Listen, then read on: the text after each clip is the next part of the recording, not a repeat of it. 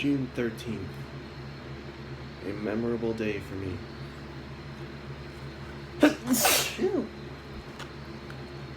It was supposed to be one, and it had absolutely nothing to do with volleyball shorts, school swimsuits, or the like. It all started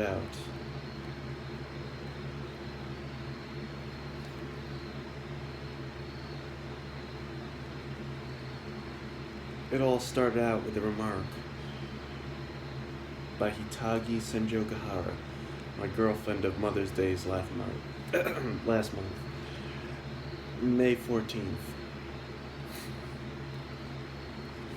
It happened that afternoon during our lunch break.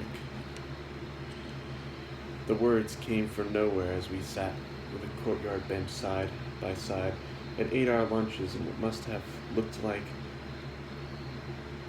a couple-like scene.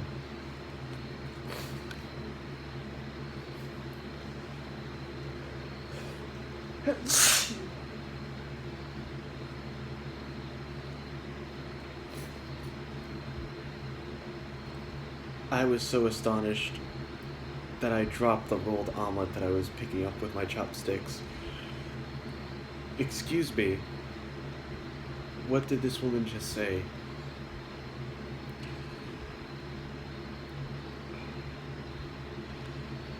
I glanced at Senjogahara. She wore her swimsuit uniform, her summer uniform. A fad was quietly beginning to take off among the girls at my school, where they took the already short sleeves of their uniforms, folded them back even further, and pinned them there to make it look like they were wearing sleeveless tops.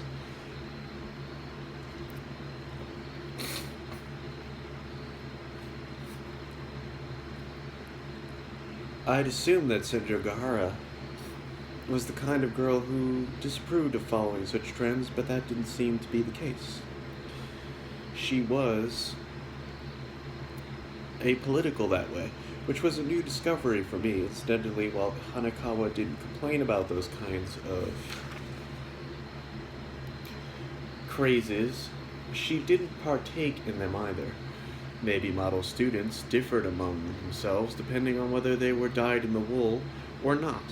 As far as her skirt went, however, Senjogahara's was still the same length as ever.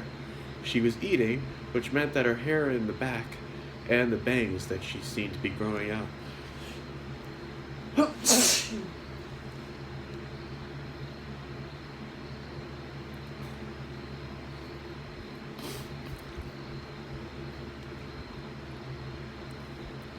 Some might have found it a stupid-looking hairstyle, but I really enjoyed the way she showed off her neat, pretty forehead.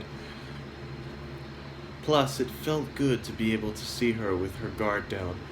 It was as if she was opening up to me somehow. Huh?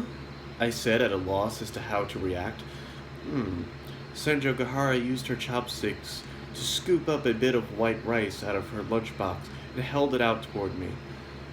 Say ah.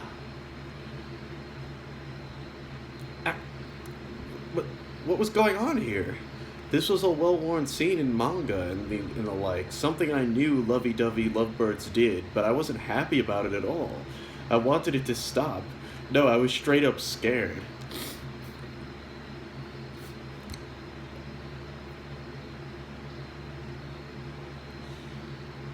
Meanwhile, Senjogahara had on the same flat, expressionless face.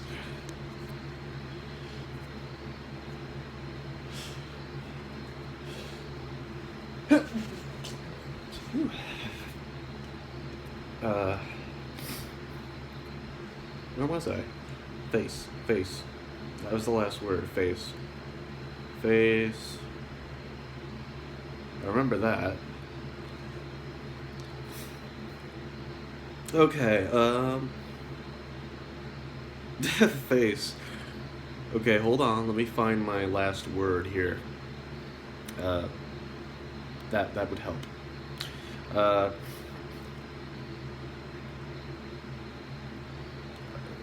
We're just gonna start here. I couldn't help but wonder what she might be planning. She had to have an ulterior motive. Uh, a record. Ooh, this is hard. Maybe ulterior was all there was. A record with two B-sides, it might be a feint. Was the planning to laugh at me if I opened my mouth like an idiot? What's the matter, Araragi? Come on, say ah. No. Why be so mistrustful of your girlfriend? Sendro Gahara could be mean, but she'd never do something like that horrible. We'd been going out for a month, nor would you call for a long period of time, but long enough to get each other. We found a relationship of trust. What was I thinking? Almost destroying it? I was Sendro Gahara's boyfriend. I opened my mouth. Take that, Sendro Gahara smushed that rice against my cheek, just right in my open mouth. Hold on. True, it was an obvious punchline. Sendro Gahara laughed. It was a quiet, irritating laugh. I'm delighted to see you smile. She used to barely ever laugh. She still only laughed at times like these. In general, she was just expressionless. Araragi, you have rice on your cheek. You put it there. I'll get it for you, she said, putting down her chopsticks and reaching toward me with her hand. One by one, she carefully picked the grains of rice off from my cheek after having smeared them there herself. This wasn't bad. Okay, it's gone, she said before tossing the clump of rice into a nearby trash can. She'd just throw it away as I watched, too.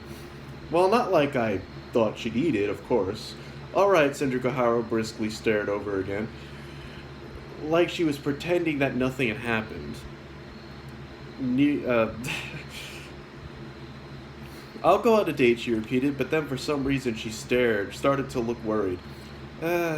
She tilted her head as she considered something. No, that's not it. A date.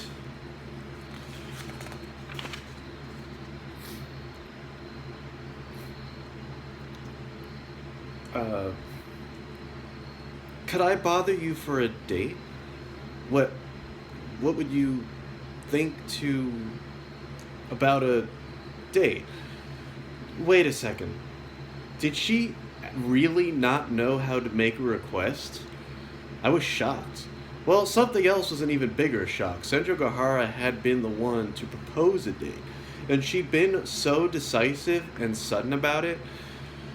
Speaking of having gone out with her for a month, over that time, I'd openly and at times boldly asked her on dates, and she never so much as budged. And yet, Hitagi Sendro Gahara, she's as still as drawn, still as mid-morning, still as afternoon, and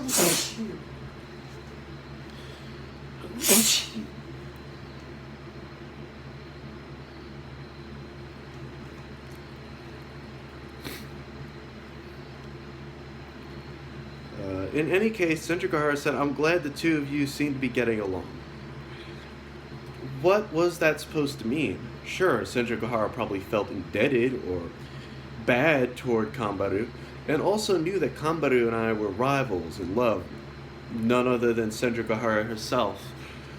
So it wasn't exactly incomprehensible that night that she might feel that way about Kambaru and me getting along, but there seemed to be some other nuance to her words. It reminded me of what Hanakawa had told me the day before. I think that when Sendro Gahara sees that side of you, it makes her pretty insecure. The other nuance to her words. This woman, what could she be thinking? So now she said, Kambaru is worth something to you if she were taken hostage. She was thinking of something heinous, but it's hard to read when I'm drunk.